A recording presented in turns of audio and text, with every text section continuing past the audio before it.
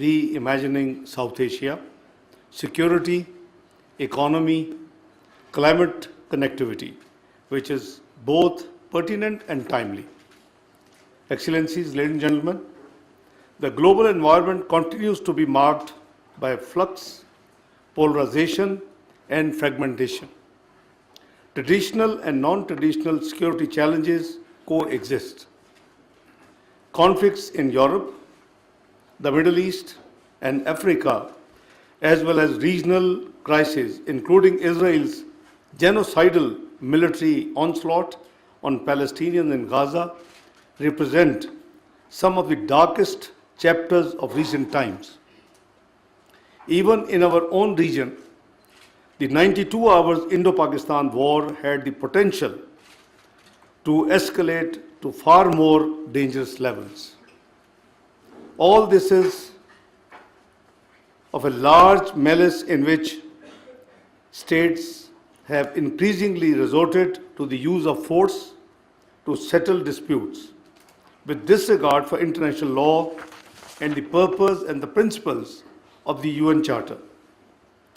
Multilateralism is under assault, and the institutions of global governance are often criticized for the acts of omission and commission of a few states driven by unilateralist impulses.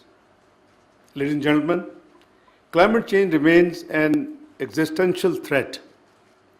Rising temperatures, extreme weather events, and accelerated glacial melting affect water resources, agriculture, and livelihoods worldwide.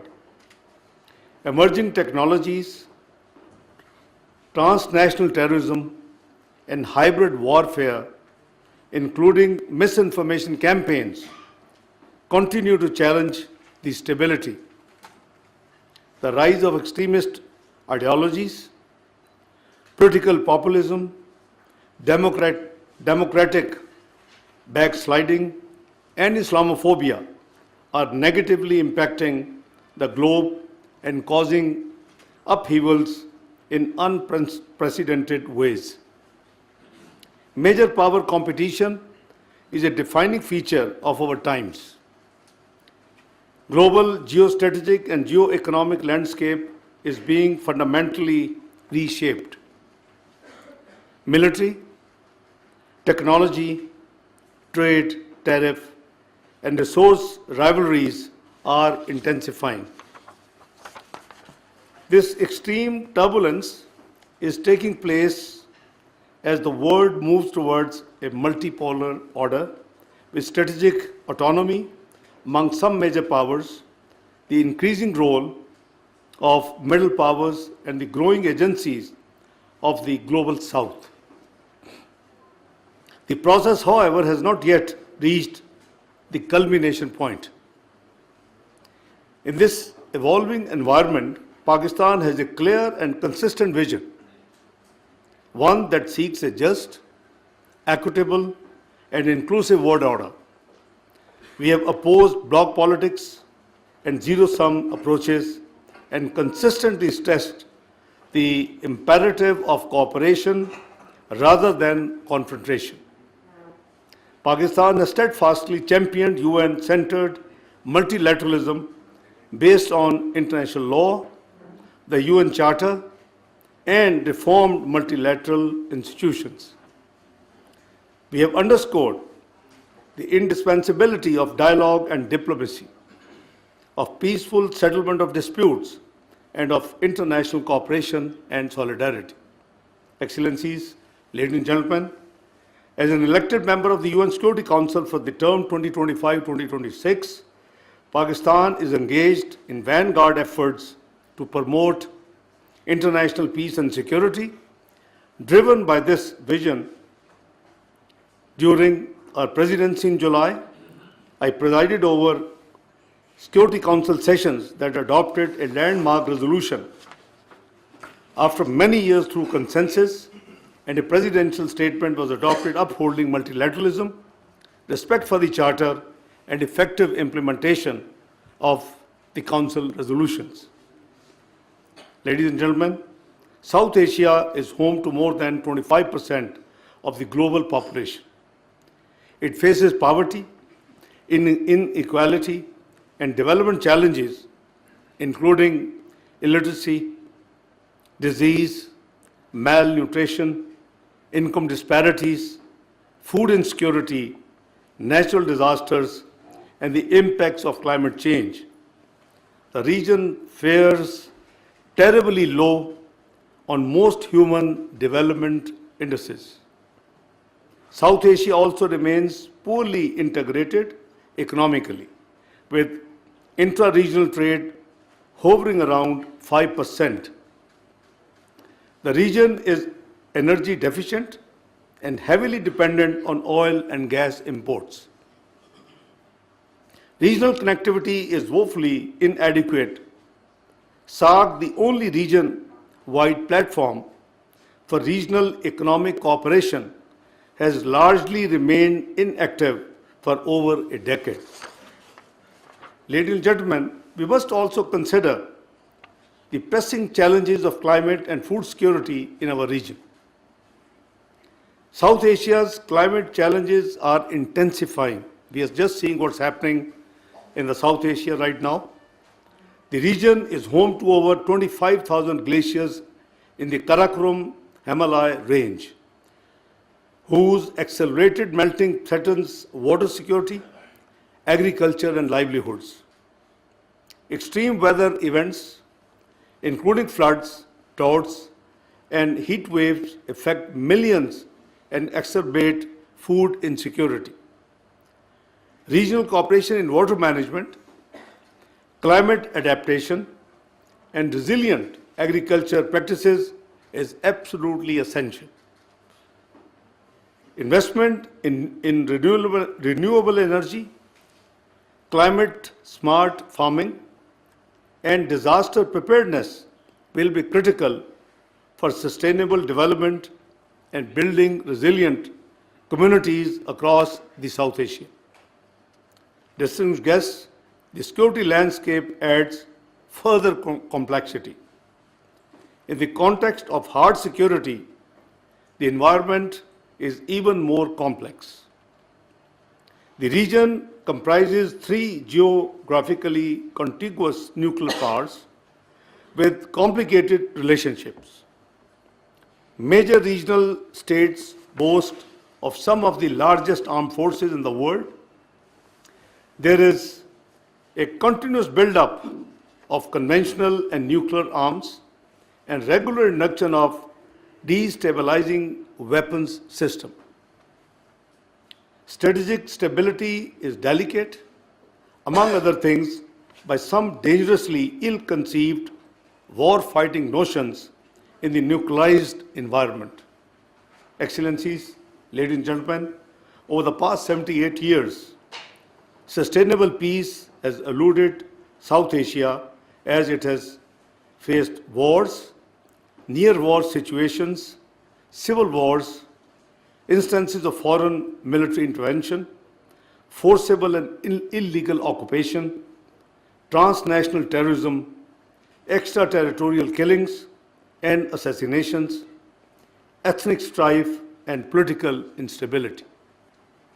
There are escalating disputes over resource sharing, particularly on river waters, as exemplified by India's illegal and unilateral announcement on the Indus Water Treaty. The phenomena of over-securitization continues to grow, entailing weaponization of trade, water, sports, and cultural exchanges.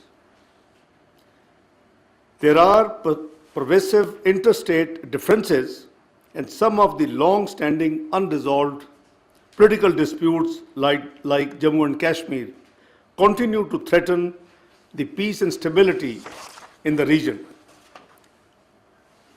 There are weak or non-existent regional institutions, especially in the realm of conflict management and dispute resolution. Structured dialogue process between India and Pakistan remains stalled for over 11 years. Other South Asian states have had their share of the seesaw relationship with our neighbor India.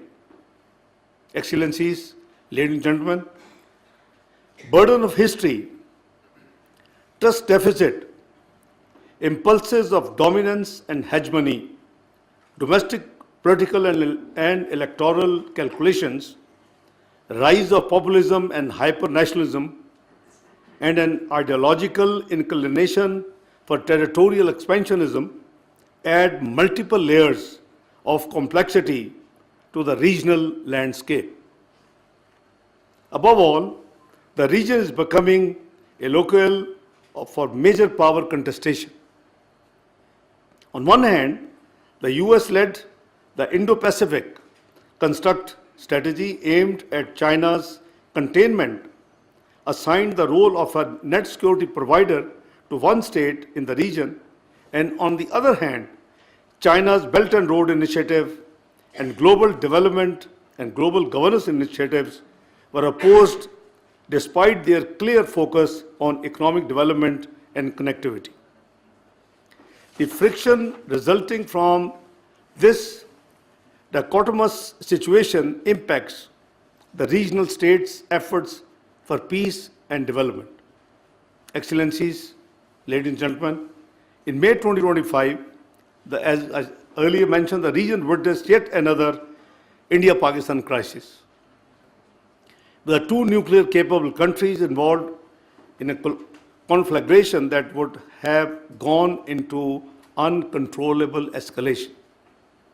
The US played a crucial role in brokering a timely ceasefire, while the hostilities ceased. An uneasy and fragile peace persists. Pakistan demonstrated both in resolve and capability to thwart aggression and reinforce deterrence. The concept of net security provider is buried. Sustainable peace in South Asia, however, requires more than maintaining strategic stability. Above all else, a just and lasting solution of the Jammu and Kashmir dispute remains indispensable. Ladies and gentlemen, it is often said that the end of Cold War largely bypassed South Asia, leaving the region with few peace dividends. We, the South Asians, need to think really hard. Are we doomed to remain mired in confrontation and conflict, while others' regions progress and prosper? The answer should be a clear no.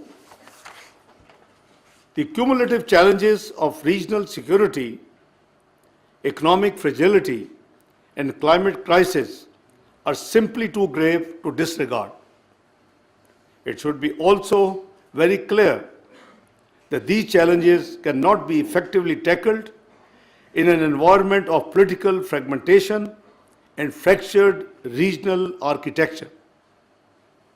There is indeed a need to reimagine South Asia and identify pathways to the peace, progress, and prosperity that our peoples so deeply yearn for and richly deserve. To begin with, we must overcome zero-sum mindsets, foster an environment of dialogue, peaceful coexistence, economic interdependence, and win-win cooperation. It is equally essential to build an edifice grounded firmly in the principles of open and inclusive regionalism. Short of that, I don't think there is any solution. Excellencies, ladies and gentlemen, creating a conducive environment and establishing the requisite regional architecture to address the security and development deficits is absolutely imperative. Artificial obstacles created in the ways of SARC, which remains our first choice as an instrument of regional cooperation, must be removed and organization be enabled to start refunctioning. Earlier this year, Bangladesh, China, and Pakistan established a trilateral mechanism to foster mutual collaboration in areas of common interest. This concept can be expanded and replicated. As I have said before, there could be groups with variable geometry on issues from economy to technology to connectivity. Our own national development needs and regional priorities cannot, I repeat, our own national development needs and regional priorities cannot and should not be held hostage to anyone's rigidity. And you know where I'm referring to. Ladies and gentlemen, Pakistan envisions a South Asia where connectivity replaces divisions, economies grow in synergy, disputes are resolved peacefully in accordance with the international legitimacy, and where peace is maintained with dignity and honor. We remain ready to work with all willing partners to help South Asia realize its immense potential. I have no doubt that our region too shall see the day, inshallah, when we will match the levels of economic integration and growth rates of the regions that we see with so much envy today. Distinguished participants, excellencies, ladies and gentlemen, finally, I wish you all the very productive and insightful discussions over the 2 days conclave. May your deliberation lay the intellectual foundations for the much needed reimagining of South Asia, which can be translated into practical policy recommendations. I once again thank the Chairman, Board of Governors, the Director General, whom perhaps maybe in a few weeks we will see discharging a global and international responsibility on behalf of Pakistan. So we wish him well in advance in case if we don't have any such event again. In the next few weeks, he'll be assuming his new responsibility from 1st of January. I'm keenly looking forward to find a better, if not better, at least an equally competent, his successor to run this institute the way it has been run since its inception. I thank you all and thanks for your patience. Thank you very much. Pakistan Zindabad.